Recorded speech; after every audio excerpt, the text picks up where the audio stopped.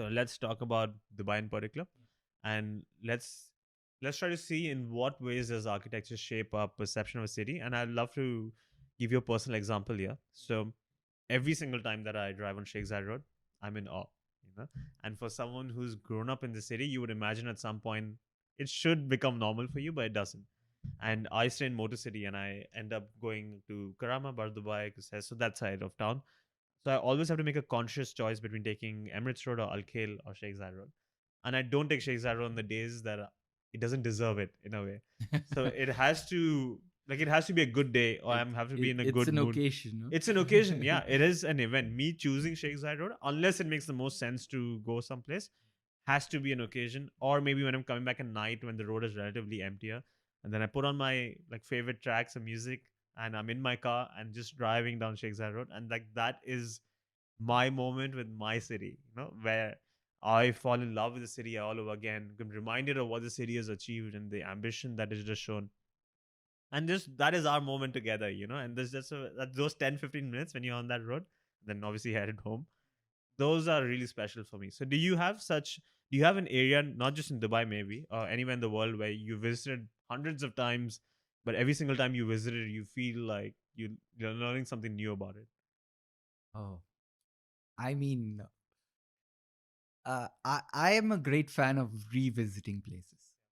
So like uh, as you already know, I am quite fond of traveling, and always the thing with traveling is, yes, you want to see new places, you want to see new things, you always have your kind of bucket list. But over the last say 5-6 years, what I've realized is probably I enjoy visiting places that I've already been to as much, if not more, than visiting new places.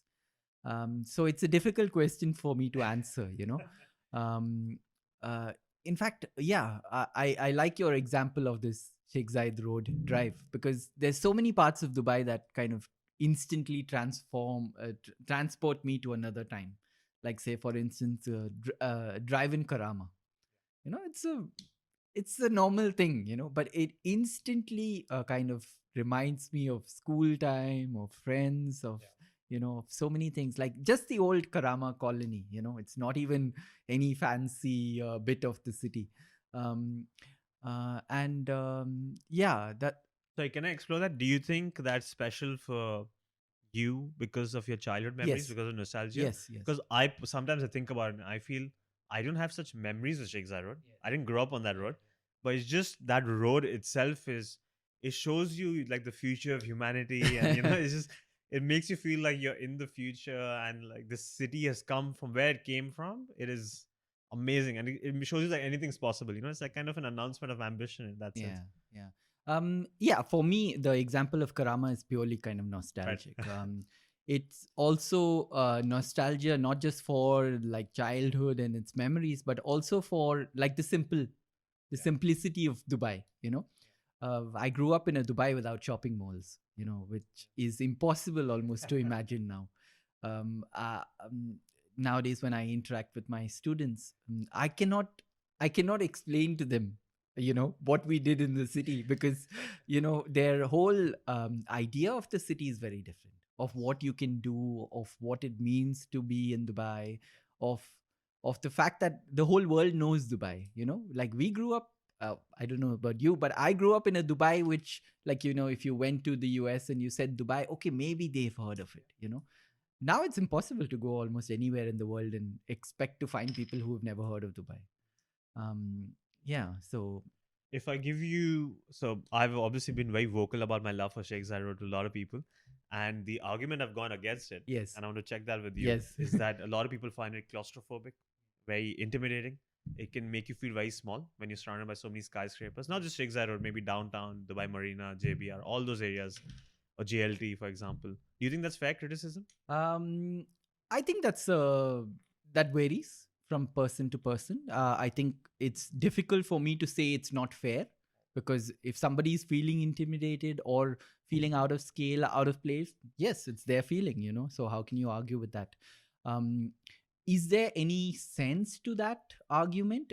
I think there is, in some sense, because you explained to me that your whole love for Sheikh Zayed Road is kind of tied very much to your experience of driving through it, right? Traveling through it. Yeah. Your music track and your speed, and that's why you don't want to go when there's rush hour or when you're not in a good mood, because it has a certain kind of setting in your mind. And if you see that, that itself is where the problem or the confusion happens, because you are okay with the idea that that is a part of the city that you appreciate from your car, as opposed to if you were on the street walking somewhere, right? Then your perception of Sheikh Zayed Road might be very different to your perception, say, in a place like City Walk, which has a smaller scale, which has more activity on the street. Maybe City Walk is not the best example, but any of the older parts of the city. Like, say, if you were walking around in Dera. The souks. The souk. Yeah. You know, I mean, it's meant to be walked. It's meant to be seen at the street. It's meant to be like you are one of the people on the street interacting with people or dodging things. And, you know, the whole kind of fun of the city comes alive when you're on foot.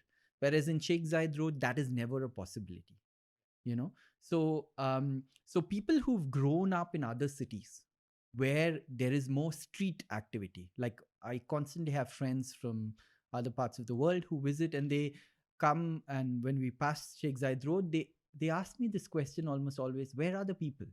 You know, like everyone's in their car. Yeah. There's nothing happening as such on the street, like as opposed to if you were in any big city around the world, you went to Istanbul or Cairo or Delhi or anywhere, Barcelona, you know, it's the street, it's the activity of the street, it's the people that creates the mood and the character of the city. So, and Sheikh Zayed Road, the big challenge of Sheikh Zayed Road is that it's designed as a highway. It's designed from the perspective of somebody who's moving at 100 kilometers per hour, you know. Right. So therefore, the scale of the buildings also makes sense because it's meant to be seen at that speed, at that distance or whatever, you know. So it kind of disconnects your experience of the city. It makes you a spectator rather than somebody who is involved with the city. So I understand the criticism that a lot of people give that, oh, you know, it doesn't make any sense. Why is it so tall here suddenly in the middle? The rest of the city is so short. You know, there's all these arguments. And then people start talking about, take extreme positions and say, oh, this is just a fake city, you know. I mean, what is the purpose of Sheikh Zayed Road is the question. And to my mind, the purpose is that to create a sense of a city, you know, to create that that ambience of, I don't know, even if it's for a 5-10 minutes long stretch of drive, it creates that ambience that you are in this huge city, you know, with lots of people and lots of activity. Okay, it's a different matter that one street behind that you know, you have almost ground or very short structures, but it creates that.